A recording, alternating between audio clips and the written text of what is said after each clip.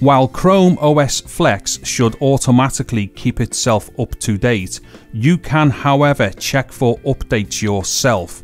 And the way you do that is to go to Settings. Now, there are three ways that you can get to Settings. The first one is to click this button in the bottom left over here. Then this will bring you to your apps menu. Click on the up arrow here and this will start showing you your apps. And in here, as we can see, we have Settings. Also, there is a Settings shortcut here on the taskbar.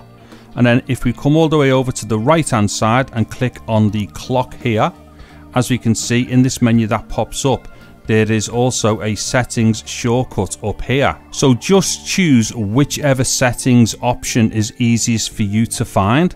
I'm just going to click the one here on the taskbar. So go to Settings. Now once the Settings panel opens up, on the left hand side here, just scroll all the way down to the bottom until it says About Chrome OS and click on that. Now what's going to happen over here, it is going to say to us Google Chrome OS at the top, and it will also tell us the version number that it is currently on.